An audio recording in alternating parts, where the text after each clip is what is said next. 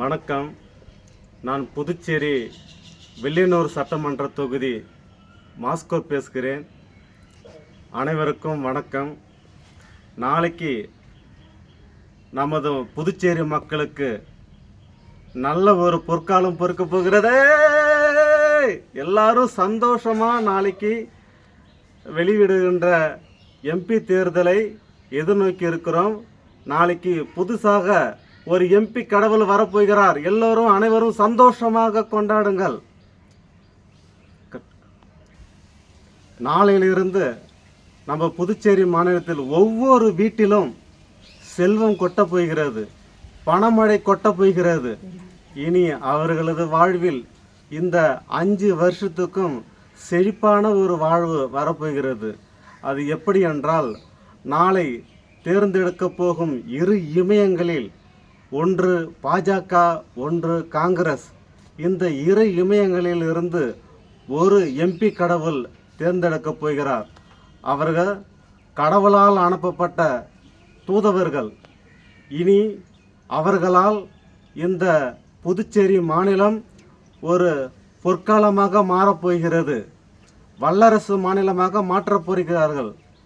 எப்படி என்று கேட்டால், அவர்கள் எம்பியாக தேர்ந்தெடுக்கப்பட்டு பாராளுமன்றத்தில் அவர்கள் நடைபெற இருக்கும் கூட்டுத்தொடர்களில் அவர்கள் கேள்விக்கணையாக துளைத்து, அவர்களின் வார்த்தையை ஈட்டிகளால் துளைத்து நமது புதுச்சேரி மக்களுக்காக வாழ்வாதாரம் தலைத்தொழுங்க வேண்டும் என்று அவர்கள் பேசப் போகிறார்கள்.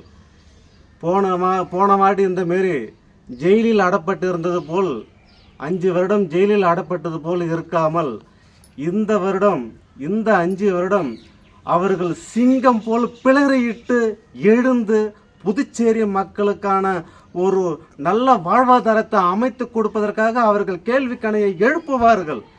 தன் ஒவ்வொரு கூட்டத்தொடர்களிலும் பாண்டிச்சேரி மக்களின் நலனுக்காக அவர்கள் கேள்விக்கணையை எழுப்புவார்கள்.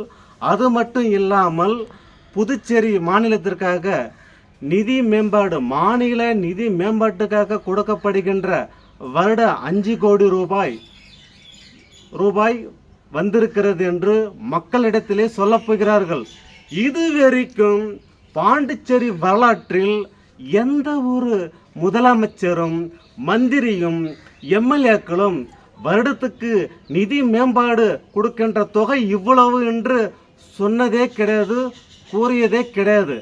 ஆனால் இனி வரும் காலங்களில் இப்போ தேர்ந்தெடுக்க போகின்ற ஒரு எம்பி கடவுள் அவர் வெளிப்படையாக கூறப்போகிறார். பேப்பர்களிலே, தினத்தந்தி பேப்பர்களிலே, சேனல்களிலே, டிவிகளிலே வருடத்திற்கு இவ்வளோ நிதி என்று அவர் கூறப்போகிறார். இது சந்தோஷம் இல்லையா நம்மளுக்கு அனைவருக்கும்? இது போன்று மேம்பாட்டு நிதி கொடுத்தவர்கள் யாரும் தனக்கு மேம்பாடு நிதி கொடுத்துள்ளார்கள் என்று மக்களிடத்திலே அவர்கள் கூறியதில்லை. இனி வரும் வேட்பாளர்கள் அதை எடுத்து கூறுவார்கள். பாராளுமன்றத்திலே ஒவ்வொரு முறையும் ஒவ்வொரு கூட்டத்திலையும் அவர் புலிகளாக, சிங்கங்களாக எழுந்து கேள்விக்கணைகளாக தொடுக்கப் போகிறார்கள் நம்ம புதுச்சேரி மக்களுக்கு வாழ்வாதாரத்தை மேம்படுத்துவதற்காக. ஆதலால் நாளை வெற்றி பெறுகின்ற எம்பிகளை கரங்கூப்பி எடுக்கிறார்கள்.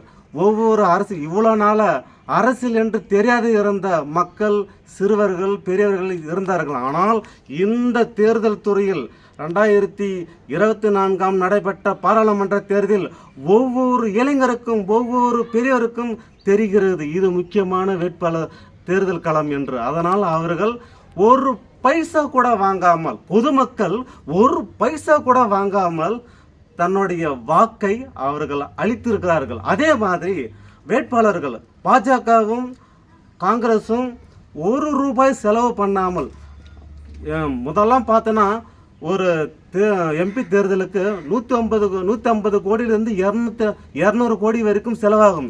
ஆனால் இந்த முறை நடைபெற்ற பாராளுமன்ற தேர்தலில் எந்த ஒரு எம்பியும் 5 பைசா கூட செலவு பண்ணவில்லை. ஏனால் நம்ம புனித மக்கள் இருக்கிறார்கள். மக்கள் அனைவரும், புதுச்சேரி மக்களை சேர்ந்த அனைவரும், ஒவ்வொரு மக்களும் தன் ஓட்டை அவர்கள் காசுக்காக விற்கவில்லை. ஆதலால் ஒரு புண்ணிய பூமியாக மாறி இருக்கிறது புதுச்சேரி. இப்போ தேர்ந்தெடுக்கப்படுகின்ற எம்பி சாதாரண எம்பி கிடையாது. அவர் ஒரு எம்பி கடவுள். அவர் இனி வரும் காலங்களில் நம்ம புதுச்சேரி மாநிலத்திற்காக அவர்கள் தன்னுடைய வாழ்வாதாரத்தையே அர்ப்பணிக்க போகிறார்கள். இரவு பகல் என்று பார்க்காமல் எந்த நேரத்திலும் கேள்வி கணைகளால் பாராளுமன்றத்தை துடைக்க போறார்கள். அவர்கள் இடும் சட்டத்தினால் பாராளுமன்றமே பிளவுபட போகிறது. அவ்வாறு அவர்கள் பாண்டிச்சேரி மக்களுக்காக ஒலி எழுப்புவார்கள். அந்த ஒலி சிங்க குரலாக ஒலித்து பாராளுமன்றமே உடைய போகிறது. ஆதலால் நம்மளுக்கு எம்பி கடவுள் வரப்போகிறார்கள். அவர்களுக்கு ஆரவாரம் எடுங்கள், மின்னல் போல வான வேடிக்கைகள் வெடியுங்கள், மதுபானங்கள் அருந்துங்கள், சந்தோஷமாக இருங்கள். நமக்கு இனி தேர்ந்தெடுக்கப்படுகின்ற நாளை தேர்ந்தெடுக்கப்படுகின்ற எம்பி நமது புதுச்சேரி மாநிலத்தை வல்லரசு மாநிலமாக மாற்றுவார்கள். எல்லோரும் வல்லரசு மாநிலமாகத்தான், எல்லோரும் வல்லரசு நாடாகத்தான் பார்ப்பார்கள். ஆனால் நாளை தேர்ந்தெடுக்கப்படுகின்ற எம்பி அவர்கள், பாண்டிச்சேரி எம்பி அவர்கள் நமது பாண்டிச்சேரி மாநிலத்தை வல்லரச மாநிலமாக மாற்றப் போகிறார்கள். ஆதலால் இந்த சந்தோஷத்தில் உங்களிடம் நான் விடைபெற்றுக் கொள்கிறேன். நாளை ஒரு புது கடவுள் உருவாக்கி போகிறார். அவர் மக்களுக்காக வாழப்போகிறார். இனி வாங்கும் அவரது ஒவ்வொரு சம்பளத்தையும் ஆண்டுக்கு கொடுக்கின்ற நிதி மேம்பாட்டு தொகை இவ்வளவு தொகை என்றும் அவர் வெளிப்படையாக கூறப்படுகிறார். அந்த பணத்திலிருந்து மக்களுக்கு என்ன செய்ய வேண்டும் என்று அவர் துடித்து கொண்டு இருப்பார். ஏனால் அவர்கள் புனிதவர்கள்.